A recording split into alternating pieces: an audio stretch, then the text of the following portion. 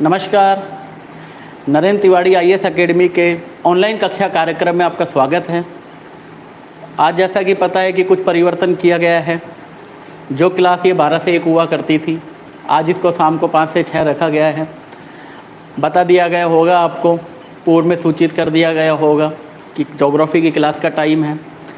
अभी हमने बात की थी हमारे लास्ट लेक्चर में, जिसको हमने पार्ट 4 के अंतर्गत पढ़ा था, भारत का परिचय। आज हम एक नए टॉपिक के साथ शुरुआत करते हैं भूगोल विषय की। टॉपिक का नाम है भारत के भौतिक प्रदेश। अब यहाँ भौतिक प्रदेश के अंतर्गत एक तो जो इम्पोर्टेंट बात है वो ये कि भौतिक प्रदेश क्या होते हैं। तो हमारा पहला सवाल, फिजिकल डिवीजन ऑफ इंडिया कि भौतिक प्रदेश क्या होते हैं और इस यूनिट के अंतर्गत हम क्या क्या पढ़ेंगे। तो पहले मैं एक ओवरव्यू आपको दे देना चाहूँगा इस यूनिट के बारे में। तो देखिए, भौतिक प्रदेश का अर्थ होता है किसी भी देश या क्षेत्र या ये कहे धरातल के स्वरूप में पाया जाने वाला अंतर। कि हम देखते हैं हमारे आसपास का धरातल कहीं भी समान रूप से नहीं है। कहीं तो उस धरातल पर ऊंचे भाग स्थित होते हैं जिसे हम पर्वत कहते हैं, कहीं समतल भाग होता है, मैदान कहते हैं। कुछ ऐसे क्षेत्र होते हैं जो आसपास के धरातल से ऊंचे तो होते हैं लेकिन ऊपर से सपाट होते हैं, जिन्हें हम पठार की संज्ञा देते हैं। और कुछ वे क्षेत्र जो नीचे होते हैं और वर्षा ऋतु में जल के भरने के कारण वो जल के साथ सीमा बनाते हैं और एक भौतिक प्रदेश का निर्माण करते हैं, जिसे हम नाम देते हैं तट। या इसी जलीय क्षेत्र के अंतर्गत वे क्षेत्र जो इस जलीय क्षेत्र से ऊपर उठे हुए होते हैं, चारों ओर से जल राशि से घिरे होते हैं, इन्हें नाम देते हैं द्वीप। तो एक तो हमारा भौतिक प्रदेश तटवर्ती क्षेत्र, साथ में द्वीप, ऊंचे उठे हुए लेकिन ऊपर से समतल क्षेत्र पठार, प्लेन भाग जिसे हम कहते हैं मैदान, और ऊंचा भाग पर्वत। तो यही धरातलीय उच्चावच अर्थात पाया जाने वाला अंतर भौतिक प्रदेश कहलाता है। तो इस यूनिट के अंतर्गत हम इन्हीं की बात करेंगे कि भारत में जो पर्वत है कहाँ स्थित है, कौन कौन से उसके अंदर श्रृंखलाएं हैं और उन श्रृंखलाओं की क्या खास बात है। भारत में मैदान, कौन कौन सी नदियाँ मैदान का निर्माण करती हैं, पठार कहाँ स्थित है, कैसे बना, साथ में द्वीप और तट कि कौन कौन से तट और क्या विशेषताएं हैं। तो हम इन भौतिक प्रदेशों को पढ़ने के लिए मैं आपको इन्हीं भौतिक प्रदेश के निर्माण के बारे में बताऊंगा, जिसके लिए आपको भूगर्भिक समय सारणी के बारे में जानना आवश्यक है। तो हम पहले बात करते हैं इन भौतिक प्रदेशों के निर्माण से संबंधित भूगर्भिक समय सारणी। तो अभी तो हमने बात की कि भौतिक प्रदेश क्या होते हैं, धरातलीय स्वरूप में पाया जाने वाला अंतर भौतिक प्रदेश कहलाता है।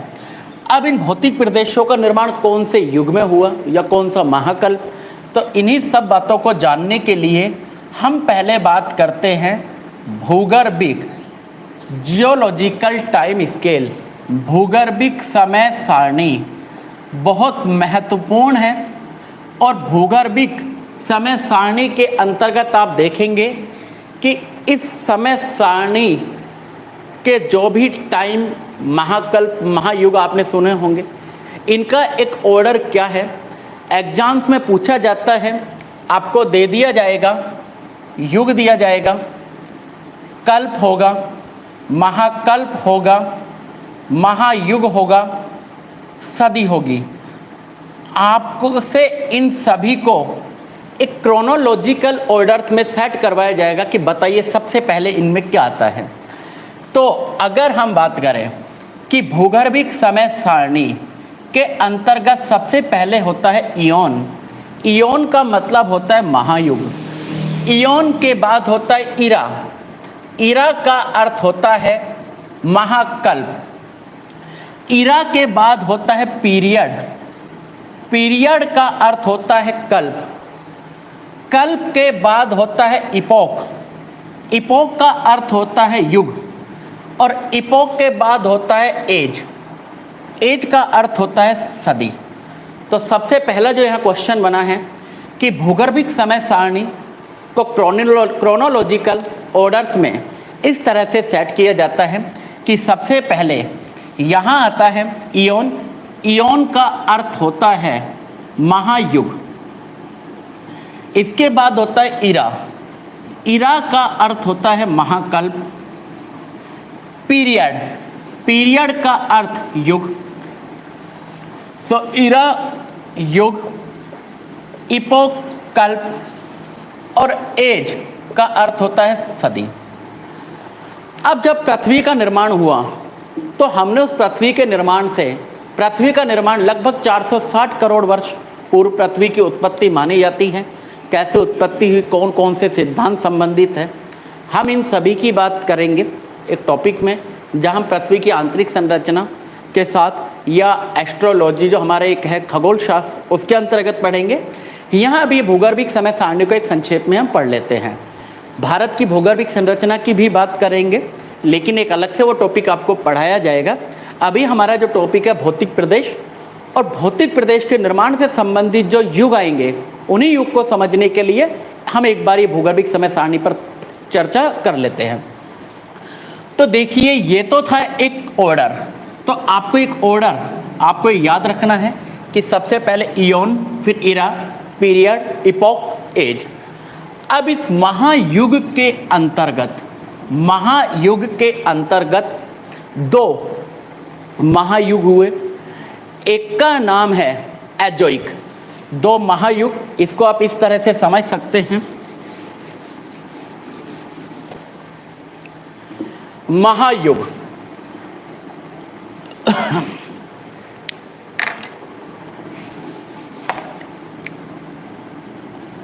हमारा एक हुआ महायुग अर्थात इयोन। अब इस महायुग के अंतर्गत दो युगों का निर्माण हुआ। एक युग का नाम था एजोइक, एजोइक। दूसरे महायुग का नाम था फेनेरोजोइक, फेनेरोजोइक। अब ये दो हमारे इयोन है, एजोइक, फेनेरोजोइक। एजोइक में जीवन क्रिया नहीं पाई जाती थी, अर्थात ये वो महायुग है जिसके अंतर्गत कोई जीवन क्रिया नहीं हुई थी। यहाँ पर जीवन क्रिया संभव नहीं हुई थी या विकास नहीं हुआ था, या ऐसा कोई जीव नहीं था जिसमें जीवन क्रिया पाई जाएगी। एजोइक के बाद दूसरा हमारा है फेनेरोजोइक, जिसमें जीवन संभव हुआ, या ये कहें जीवन क्रिया, जीवन क्रिया का विकास या जीवन क्रिया का जन्म। तो पहला सवाल बनता है कि वो महायुग जिसमें जीवन क्रिया का विकास नहीं हुआ था, नाम दिया हमने एजोइक। अब ये जो एजोइक है, इस एजोइक के अंतर्गत एक हमारा महाकल्प हुआ जिसे हमने नाम दिया प्री कैम्ब्रियन। सवाल बनता है प्री कैम्ब्रियन, ये वो प्री कैम्ब्रियन है जिसमें अरावली पर्वतमाला का निर्माण हुआ। प्री कैम्ब्रियन जो महाकल्प है, ये किस महायुग के अंतर्गत आता है? एजोइक। इसमें जीवन क्रिया का विकास नहीं हुआ था। दूसरा हमारा जो महायुग है, नाम है फेनेरोजोइक। अब इस फेनेरोजोइक युग के अंतर्गत फिर महाकल्प हुआ। एक महाकल्प का नाम है पैलियोजोइक, पैलियोजोइक। दूसरे महाकल्प का नाम है मेसोजोइक, मेसोजोइक। तीसरा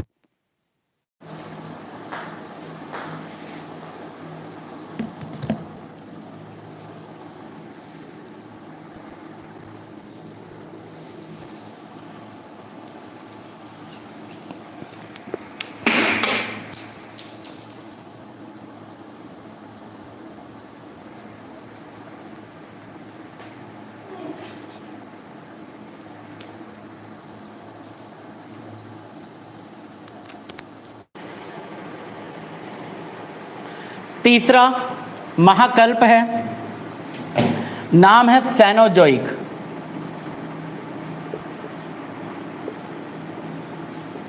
और इसी के अंतर्गत एक और महाकल्प हुआ जिसका नाम है नियोजोइक। तो एक तो आपको यहां ध्यान रखना है कि जो भी आपको यहां पर महाकल्प लिखे हैं, इन महाकल्प का आपको क्रम याद रखना है कि प्री कैम्ब्रियन काल किस महायुग के अंतर्गत आता है, एजोइक के अंतर्गत।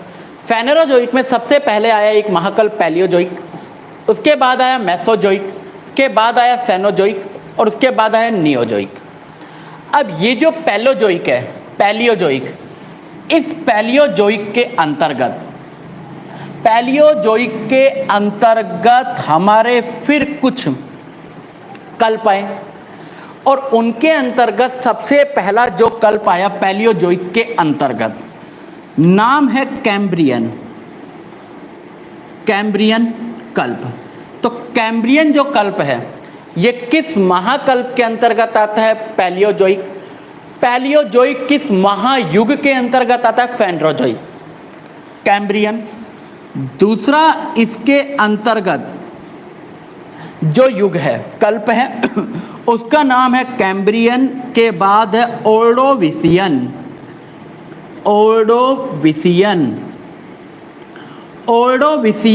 के बाद नेक्स्ट जो हमारा नाम है सिनोरियन कल्प। दिखेगा क्या? सिनोरियन के बाद हमारा चौथा जो यहाँ पर एक कल्प आया, नाम था डिवोनियन के बाद हमारा एक और जो कल्प हुआ नाम है कार्बोनीफेरस। और लास्ट जो हमारा कल्प हुआ नाम है पर्मियन। तो ये 6 जो कल्प है किस महाकल्प के अंतर्गत आते हैं? पैलियोजोइक महाकल्प किस महायुग के अंतर्गत आता है? फेनेरोजोइक। सवाल बनते हैं, बात करेंगे हम जब भूगर्भिक संरचना पढ़ेंगे कि कोयले का जन्म किस काल में हुआ, जैसे कार्बोनीफेरस। मछली युग किसको कहते हैं? डिवोनियन युग को। तो इस तरह से बहुत सारे क्वेश्चन यहाँ पर बनते हैं, उन पर चर्चा करेंगे। हमारे जो एक लेक्चर जिसका नाम होगा भूगर्भिक संरचना। अभी हमारा जो टॉपिक है भारत के भौतिक प्रदेश, हम इसकी चर्चा करते हैं, संक्षेप में इनको पढ़ते हैं। तो ये तो जो 6 यहाँ पर जो कल्प हैं, ये 6 कल्प आते हैं पैलियोजोइक के अंतर्गत। अब हम बात करते हैं मेसोजोइक के अंतर्गत फिर हमारे 3 कल्प हुए। एक कल्प का नाम है क्रीटेशियस।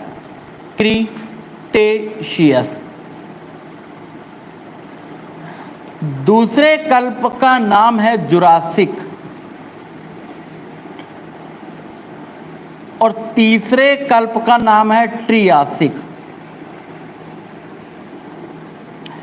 अब यहां से भारत के भौतिक प्रदेशों से संबंधित क्वेश्चन बनते हैं। जैसे प्रायद्वीपीय भारत का निर्माण हुआ प्रायद्वीपीय पठार का क्रिटेशियस युग में। किस समय इस पृथ्वी पर बहुत बड़े जीवों का जन्म हुआ था? जुरासिक काल में।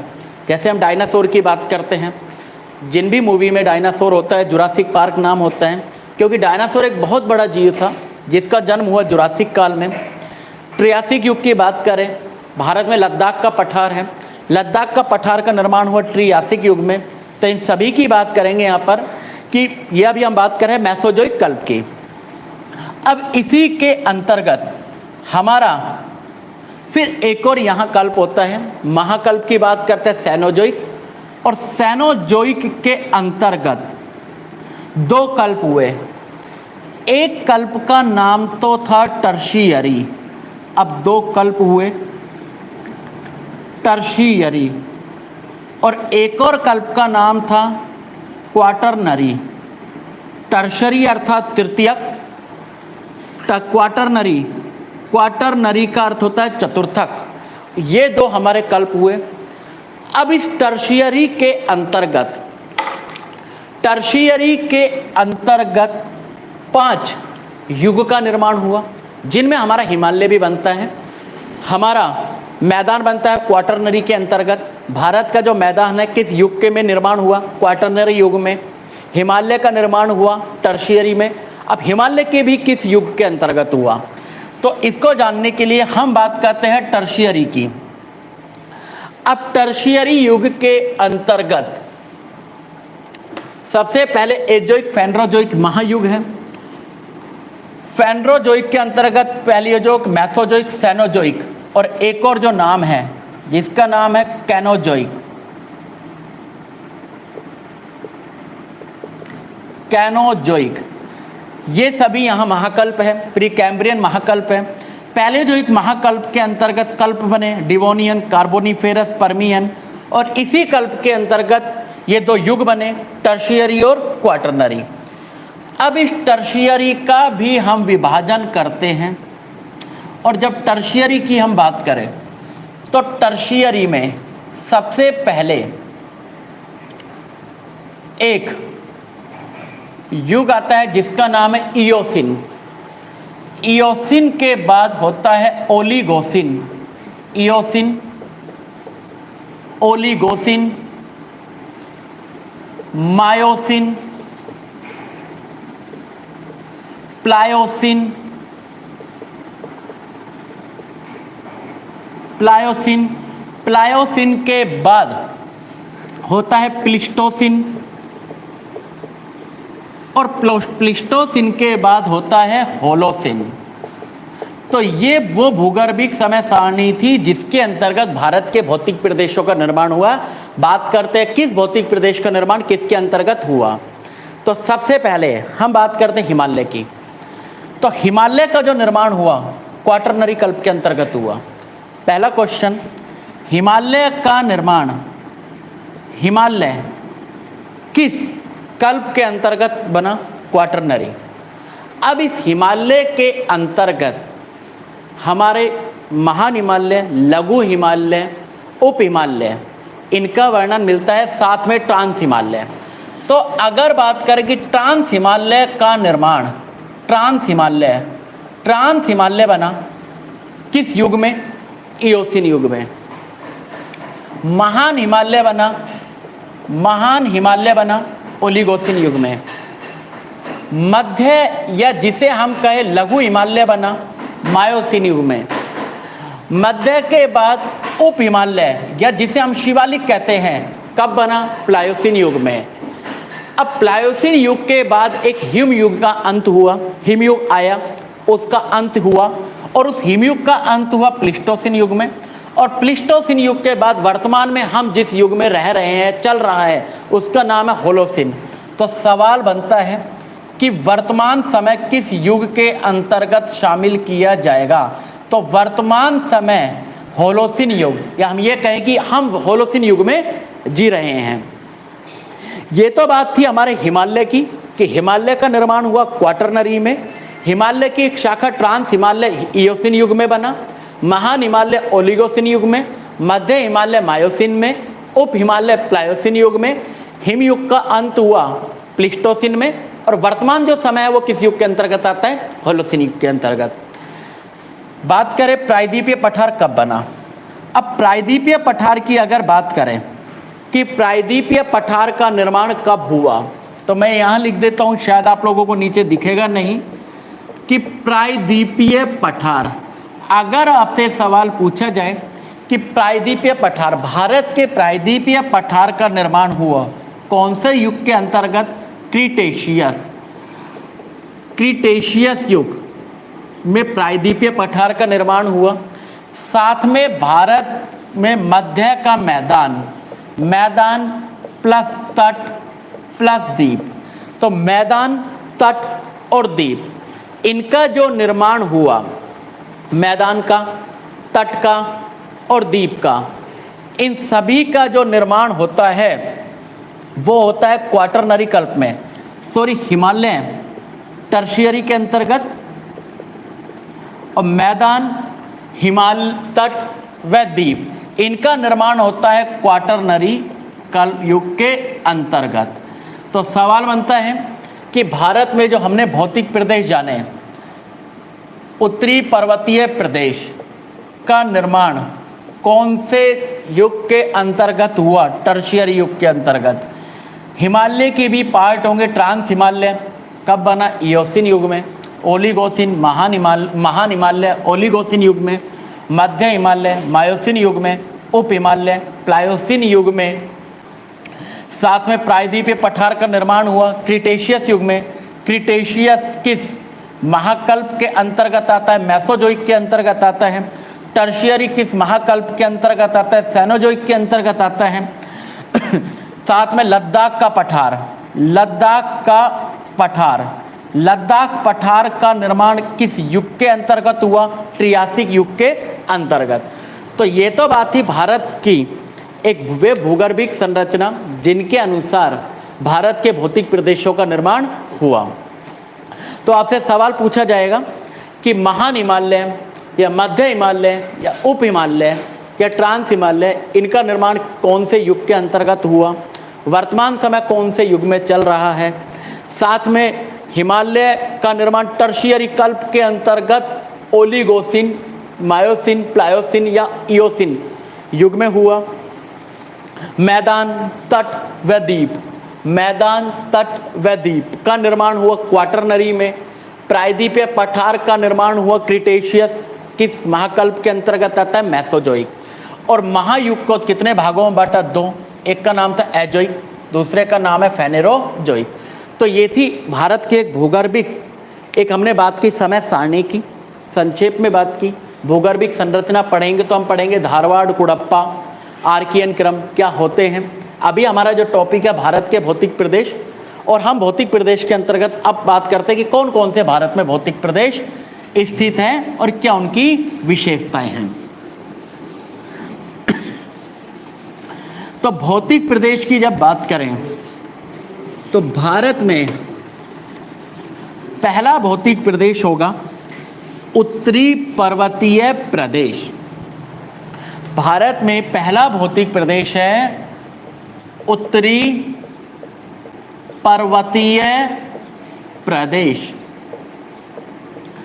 दूसरे भौतिक प्रदेश की बात करें मध्य का मैदान, मध्य का मैदान। तीसरा भौतिक प्रदेश होगा प्रायद्वीपीय पठार। साथ में एक चौथा भौतिक प्रदेश होगा जिसके अंतर्गत हम भारत के तट पढ़ेंगे और द्वीप। एनसीईआरटी भारत के भौतिक प्रदेशों को 4 भागों में विभाजन करती है। कुछ जगह आपको ये 5 भी मिलेंगे, 5 होंगे तो तट और द्वीप को अलग पढ़ेंगे, या कुछ जगह आप इनको 6 भी पढ़ेंगे। 6 पढ़ेंगे तो आप इस मैदान के साथ मरुस्थल को भी पढ़ेंगे। तो अभी हम यहाँ बात करें भारत के भौतिक प्रदेशों को कितने भागों में डिवाइड किया गया? 4 भागों में। अब भारत के भौतिक प्रदेश कहाँ स्थित है या भारत के भूभाग के अंतर्गत इनकी स्थिति क्या है, कहाँ कौन किसके पास है, कौन उत्तर में है, कौन दक्षिण में है, या कौन किस आकृति में फैला हुआ है। तो बात करें अगर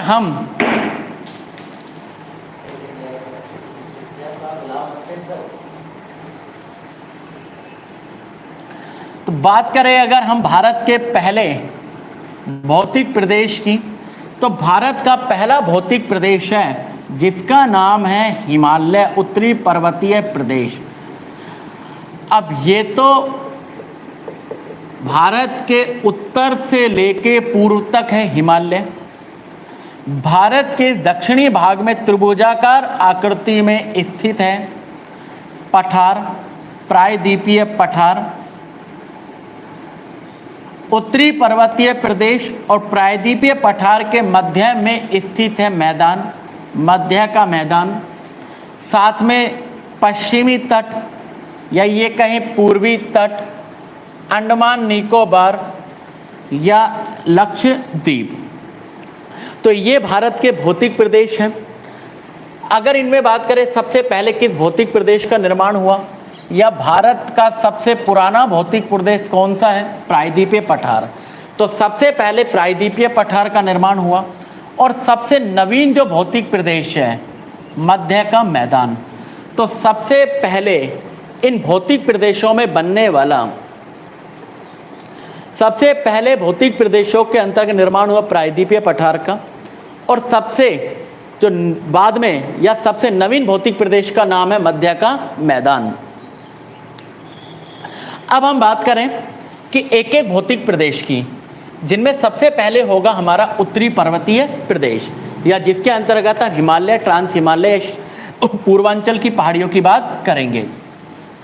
तो अब इसको समझने के लिए हम सबसे पहले बात करेंगे कि इस हिमालय, उत्तरी पर्वतीय प्रदेश के अंतर्गत जो हिमालय होगा इसका निर्माण कैसे हुआ।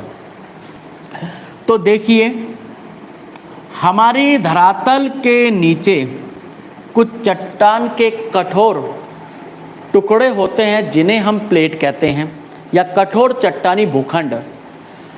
अब एक जो जिन्हें हम प्लेट कहते हैं, एक प्लेट थी जिसका नाम था इंडियन प्लेट। अब एक प्लेट का नाम तो था इंडियन प्लेट और दूसरी प्लेट का नाम था Eurasian plate. Indian plate, Eurasian plate.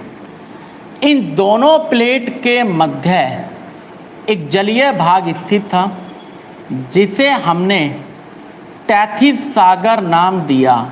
Tethys सागर स्थित था। इन प्लेटों में गति होने के कारण या अभिसरण होने के कारण, अभिसरण एक दूसरे की ओर गति करना, इंडियन प्लेट भी गति कर रही थी उत्तर की ओर, यूरेशियन प्लेट की गति थी दक्षिण की ओर। इंडियन प्लेट की गति थी 5 सेंटीमीटर प्रति वर्ष, अर्थात इंडियन प्लेट एक वर्ष में 5 सेंटीमीटर ऊपर की ओर जा रही थी। यूरेशियन प्लेट की गति थी 3 सेंटीमीटर प्रति वर्ष, अर्थात हमने देखा कि इंडियन प्लेट की गति यूरेशियन प्लेट की गति से ज़्यादा थी। टैथिस सागर जो इन दोनों प्लेट के मध्य स्थित था, टैथिस सागर में नदी गिरने के कारण नदियों द्वारा तलछट या अवसाद का निर्माण कर दिया गया। जब दोनों प्लेटें एक दूसरे के समीप आई तो टकराने के कारण टैथिस सागर का जो अवसाद है ऊपर की ओर उठा, और जैसे ही दोनों प्लेटें टकराई, टकराने के कारण अवसाद ऊपर की ओर निकल गया और एक वलयकार आकृति या संरचना बन गई, जिसे हमने उत्तरी पर्वतीय प्रदेश या हिमालय नाम दिया।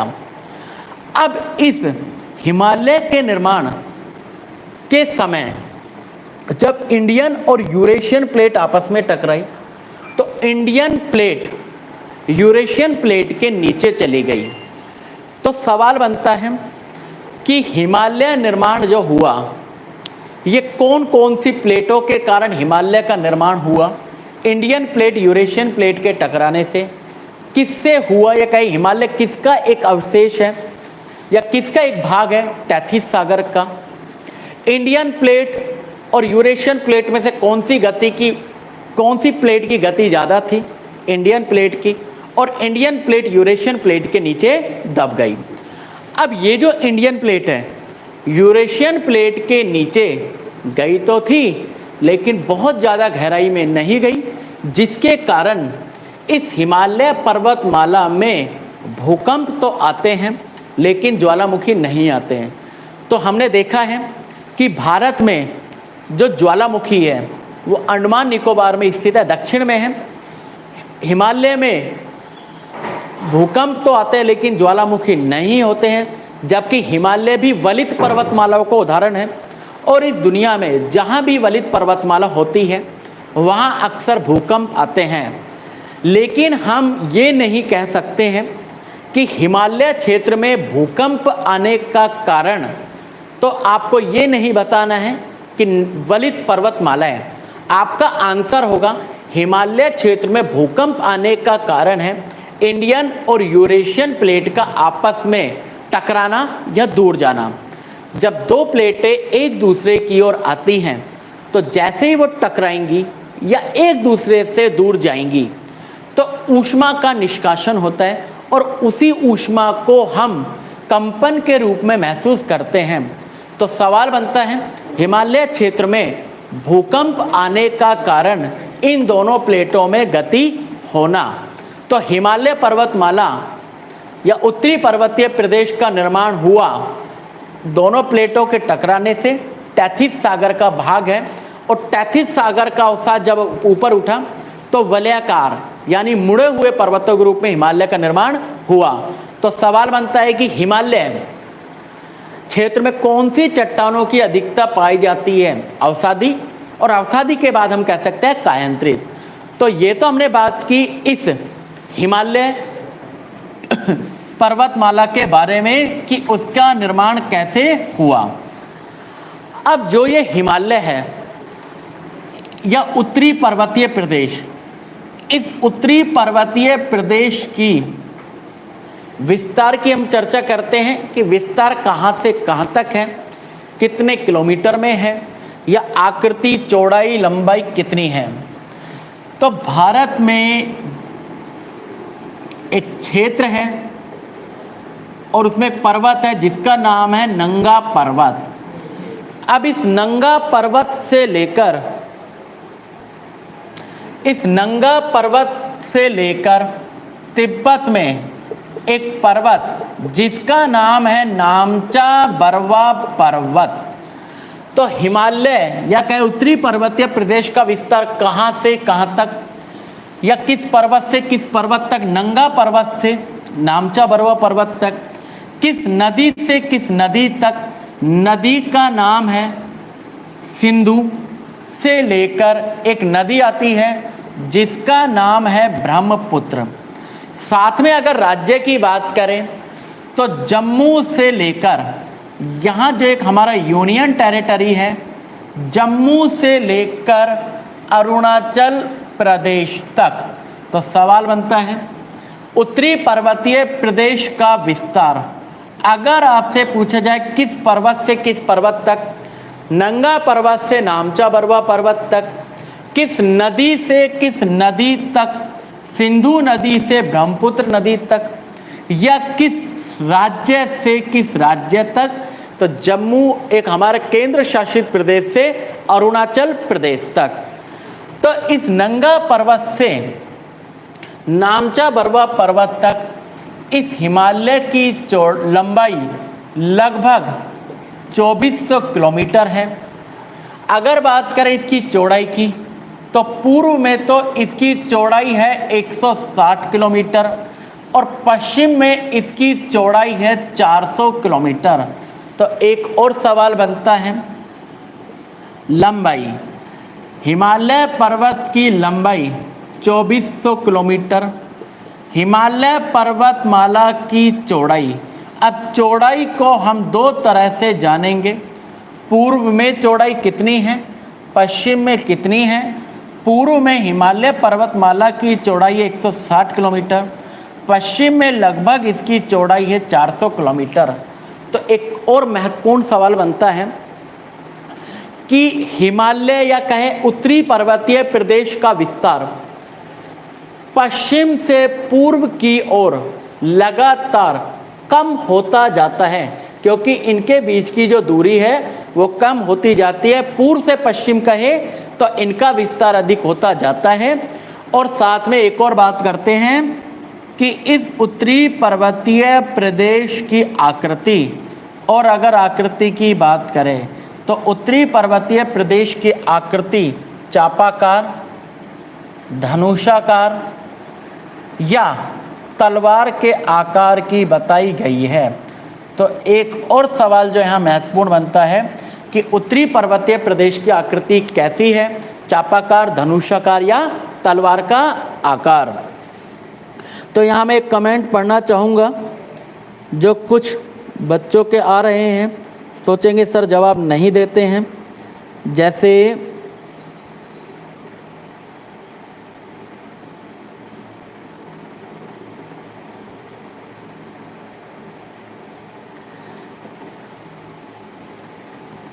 हाँ, एक भावना वर्मा जी का एक कमेंट आया है कि सर अर्धव्रत नहीं होगी क्या? आंसर ठीक है, अर्धव्रत चापाकार लिख चुके हैं। चापाकार कहिए या अर्धवृत्त कहिए, कोई बहुत ज़्यादा अंतर नहीं है। अब हम बात करते हैं इस उत्तरी पर्वतीय प्रदेश का वर्गीकरण। उत्तरी पर्वतीय प्रदेश के वर्गीकरण की बात करें तो इस उत्तरी पर्वतीय प्रदेश को हम दो भागों में विभाजित करते हैं। एक तो उत्तरी पर्वतीय प्रदेश के अंतर्गत होता है हिमालय। उत्तरी पर्वतीय प्रदेश को हमने विभाजित किया हिमालय में, और दूसरा जो इसके अंतर्गत होता है ट्रांस हिमालय। एक होगा हिमालय, दूसरा होगा ट्रांस हिमालय। हिमालय की बात करें, इस हिमालय को फिर 3 भागों में विभाजित कर दिया गया है। हिमालय के एक श्रृंखला का नाम है महान हिमालय, दूसरी श्रृंखला का नाम है लघु हिमालय, और एक श्रृंखला है उप हिमालय। अभी इनके नाम भी है और किन किन नामों से जानेंगे। पहले हम बात करते हैं कि महान, लघु और उप श्रृंखलाओं से मिलकर तो बनता है हिमालय, और ट्रांस हिमालय को जो निर्माण हुआ वो 4 श्रृंखलाओं से हुआ। एक है काराकोरम, काराकोरम। दूसरी श्रृंखला का नाम है लद्दाख, तीसरी का नाम है जास्कर। काराकोरम, लद्दाख, जास्कर और कैलाश। तो इन 4 श्रृंखलाओं से मिलकर बना ट्रांस हिमालय। एग्जाम में क्वेश्चन पूछा जाता है कि ट्रांस हिमालय में कौन सी श्रृंखला शामिल है या नहीं है, तो आप देख सकते हैं कि काराकोरम, लद्दाख, जास्कर और कैलाश, इन चारों श्रृंखलाओं से मिलकर बनता है ट्रांस हिमालय। जबकि हिमालय के अंतर्गत आती है महान हिमालय, लघु हिमालय, उप हिमालय। चलिए, अभी आपको बताया गया था भूगर्भिक समय सारणी के अंतर्गत, तो सबसे पहले बताइए हिमालय किसका भाग है? हिमालय किसका भाग है?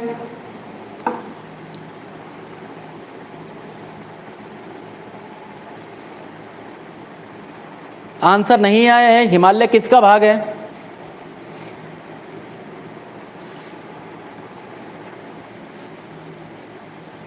बिल्कुल ठीक है आंसर।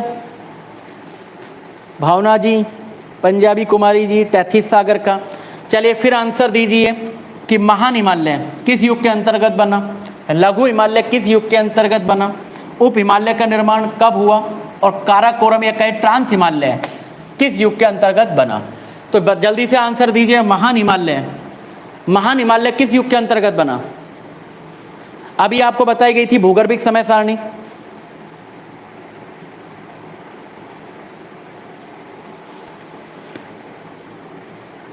बिल्कुल ठीक आंसर है।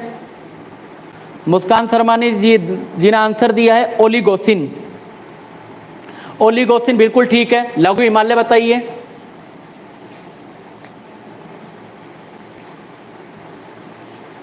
महान हिमालय का निर्माण हुआ ओलिगोसिन युग में। लघु हिमालय का निर्माण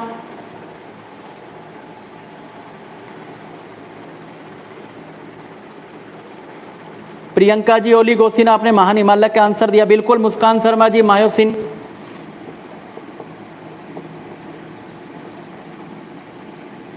और उप हिमालय का और बता दीजिए, उप हिमालय का निर्माण किस युग के अंतर्गत हुआ? रुचि जी, आंसर सभी के ठीक आ रहे हैं। बिल्कुल प्लायोसिन। मुस्कान शर्मा जी का आंसर है प्लायोसिन। प्लायोसिन। लास्ट क्वेश्चन और बता दीजिए, आंसर दीजिए। ट्रांस हिमालय किस युग के अंतर्गत बना? ट्रांस हिमालय, ट्रांस हिमालय का निर्माण। बिल्कुल मुस्कान जी ने आंसर ठीक दिया है, इयोसिन। तो आपको याद रखना है इयोसिन युग के अंतर्गत। बिल्कुल आंसर एकदम आपके ठीक है। वर्तमान में एग्जाम का ट्रेंड ही यही है कि अब आपसे नहीं पूछा जाएगा कि हिमालय किसका भाग है, तैथिस सागर, बहुत जनरल क्वेश्चन है, सभी बच्चे जानते हैं इस आंसर को। लेकिन अब आपसे वर्तमान में इन्हीं युग को लेकर क्वेश्चन पूछे जाएंगे। कि महान हिमालय किस युग के अंतर्गत बना, लघु किसके अंतर्गत बना, उप हिमालय किसके अंतर्गत, या ट्रांस हिमालय इयोसीन युग के अंतर्गत बना। तो चलिए अब हम आगे बात करते हैं एक एक इन रेंज की। तो देखिए, अगर आपको ट्रांस हिमालय और हिमालय, पहले तो हम बात करते हैं कि अगर आपको जानना है कि इन सभी श्रृंखलाओं को अलग करते हैं एक हमारे कुछ विशेष प्रकार के फोल्ड्स हैं या सीमाएं हैं जो वर्तमान परिप्रेक्ष्य की दृष्टि से काफ़ी महत्वपूर्ण है कि ट्रांस हिमालय, महान हिमालय, लघु हिमालय या उप हिमालय या कहीं हिमालय और मैदान, इनको कौन से फोल्ड, थ्रस्ट या बाउंड्री अलग करते हैं। तो इसके लिए मैं आपके लिए एक डायग्राम बनाऊंगा, अगर आप उसे देखेंगे ध्यान से तो बहुत आसानी से आपको समझ में आ जाएगा। तो देखिए, सबसे पहले एक डायग्राम हम बनाते हैं। जैसे आप मानिए तिब्बत पठार, तिब्बत का पठार है। अब ये जो तिब्बत का पठार है, इसके बाद एक हमारा हिमालय है जिसका नाम है ट्रांस हिमालय। ट्रांस हिमालय से और आगे चलते हैं। अब ये हमारा जो सबसे ज़्यादा हाइट वाला है हिमालय की श्रृंखला, नाम है महान हिमालय। महान हिमालय के बाद हमारा है लघु हिमालय, महान हिमालय, लघु हिमालय, उप हिमालय और उप हिमालय के बाद मैदान, गंगा का मैदान। अब सवाल बनता है कि यहाँ कुछ विशेष प्रकार के फोल्ट या थ्रस्ट है जो इन्हें अलग करते हैं।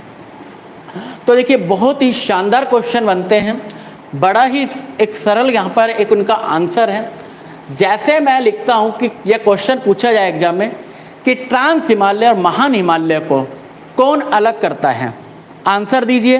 ट्रांस हिमालय, ट्रांस हिमालय, महान हिमालय को कौन अलग करता है? IIF boundary. आंसर तो ठीक नहीं है। ट्रांस और महान को IIF बाउंड्री, IIF नहीं कहते हैं, ITSZ, ITSZ, ITSZ अर्थात इंडो तिब्बत शचर जोन।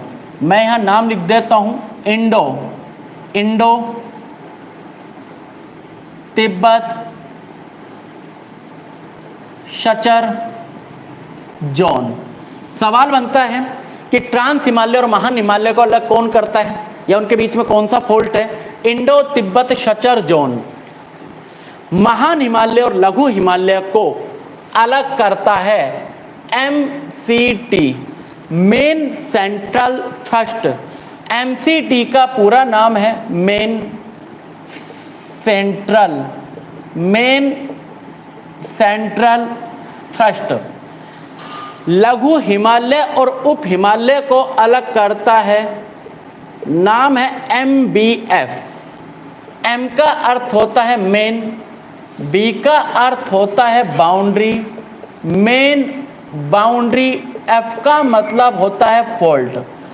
और साथ में उप हिमालय और मैदान को, भारत में गंगा के मैदान और उप हिमालय को अलग करता है, नाम है HFF, हिमालय फोल्ट फ्रंट।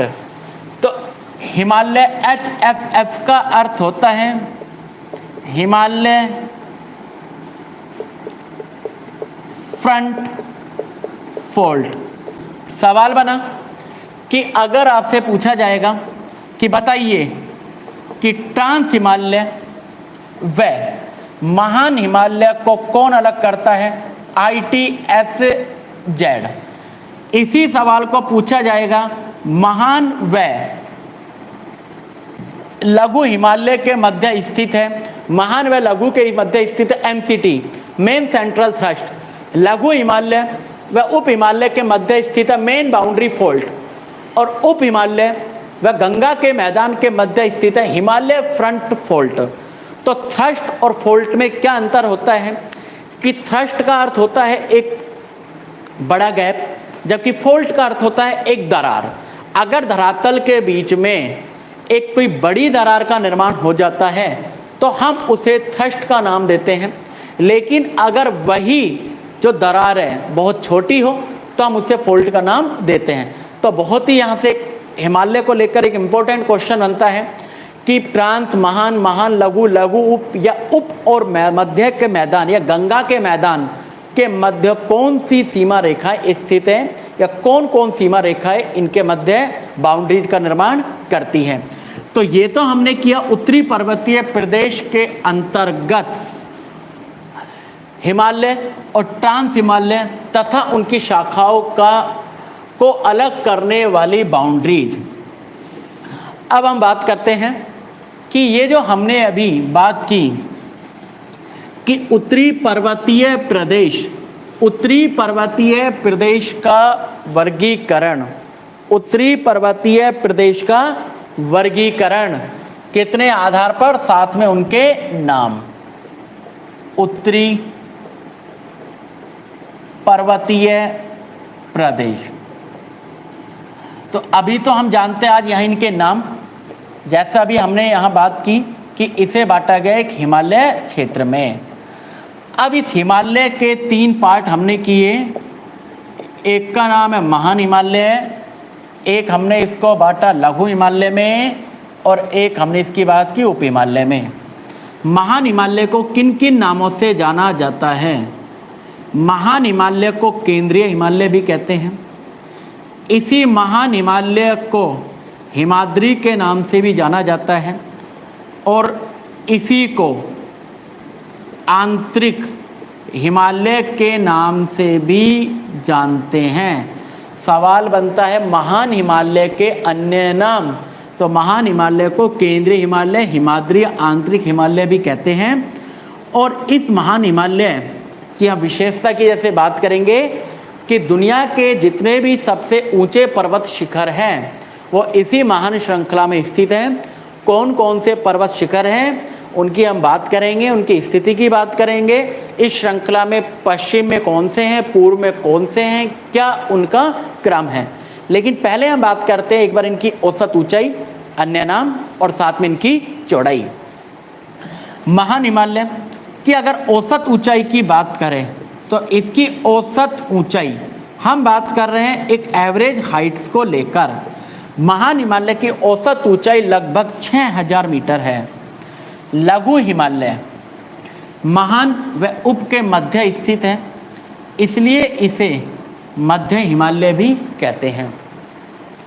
अब ये जो लघु हिमालय है इसकी औसत ऊंचाई की बात करें तो 3700 से लगभग 4500 मीटर इसके औसत ऊंचाई बताई गई है। अगर उप हिमालय की बात करें तो एक तो सबसे पहले निर्माण हुआ ट्रांस हिमालय का। सबसे पहले उत्तरी पर्वतीय प्रदेश के अंतर्गत बना ट्रांस हिमालय। ट्रांस हिमालय के बाद निर्माण हुआ महान हिमालय का, फिर लघु हिमालय और सबसे लास्ट में उप हिमालय। तो इन सभी में जो सबसे नया है वो उप हिमालय है और नया होने के कारण उप हिमालय को शिवालिक भी कहते हैं।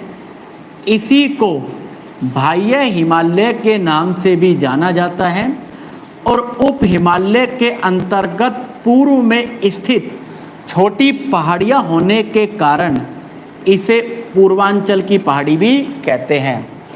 इसकी औसत ऊंचाई की अगर बात की जाए कि इसकी औसत ऊंचाई कितनी है, 600 से लेके 1500 मीटर। तो सबसे ऊंचा महान हिमालय और सबसे जो हिमालय की वो श्रृंखला जिसकी ऊंचाई सबसे कम है उप हिमालय। अब हम यहाँ एक और बात करते हैं कि इनकी चौड़ाई। बहुत जनरल क्वेश्चन है कि कौन सबसे ऊंचा है। सभी विद्यार्थियों को पता है कि माउंट एवरेस्ट जो दुनिया का सर्वोच्च महान हिमालय में है तो महान हिमालय सबसे ऊंचा होगा। लेकिन अगर मैं आपसे क्वेश्चन पूछता हूँ कि बताइए इन सभी में से महान, लघु, उप और ट्रांस हिमालय, इन सभी में सबसे ज़्यादा चौड़ाई किसकी है? तो कमेंट करके बताइए कि इन चारों में से सबसे चौड़ा कौन है।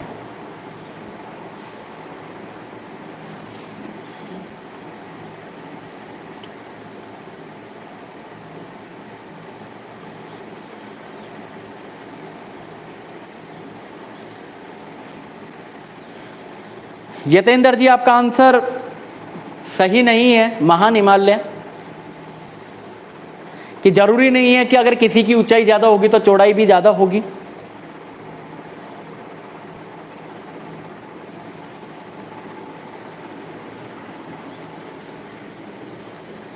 सपना सैनी जी का आंसर ठीक है, सपना सैनी जी का आंसर बिल्कुल ठीक है। मनीषा चौधरी जी का आंसर बिल्कुल ठीक है कि लघु हिमालय, लघु हिमालय सबसे ज़्यादा चौड़ा है।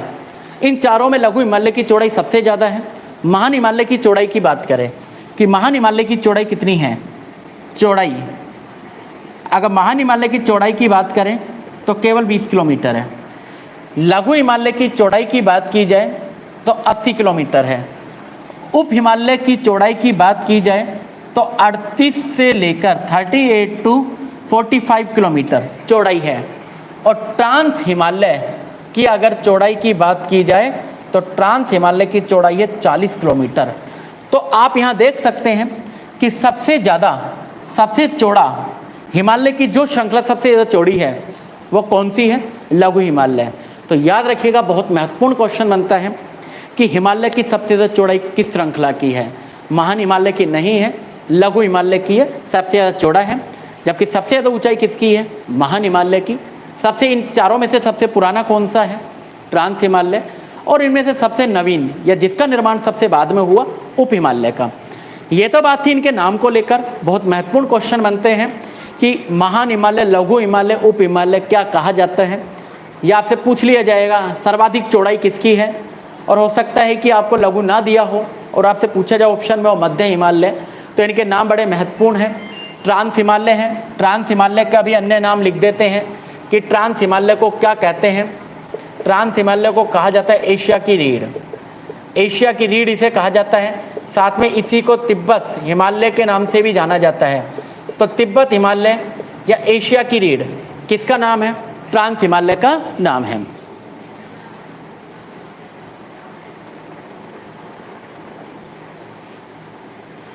यतेंद्र जी का एक सवाल है कि सर इनमें सबसे छोटा कौन सा है। सबसे छोटे का अर्थ, सबसे छोटे का अर्थ क्या पूछना चाह रहे हैं, चौड़ाई को लेकर, चौड़ाई को लेकर पूछना चाह रहे हैं या लंबाई को लेकर पूछना चाह रहे हैं, ऊंचाई को लेकर, सॉरी।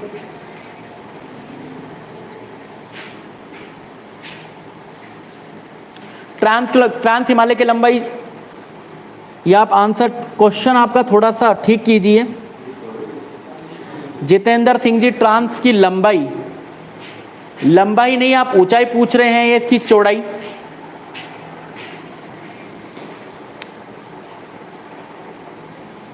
हाइट, हाइट की बात कर रहे हैं यतेंद्र जी। यतेंद्र जी का क्वेश्चन था सबसे छोटा, सबसे जो कम हाइट है वो उप हिमालय की है। उप हिमालय में सबसे कम हाइट वाला आप देख सकते हैं 600 से लेकर 1500। ट्रांस हिमालय की बात करें तो ट्रांस हिमालय के अंतर्गत आता है K2, जबकि K2 की हाइट है 8611 मीटर। तो इनमें सबसे कम हाइट वाला है उप हिमालय। चलिए अब हम बात करें, तो कल हम बात करते हैं इससे आगे से, कल इनके बारे में हम विस्तार से चर्चा करेंगे। तब तक के लिए धन्यवाद। कल का जो रहेगा टाइम शेड्यूल आपको सूचित कर दिया जाएगा क्या रहेगा।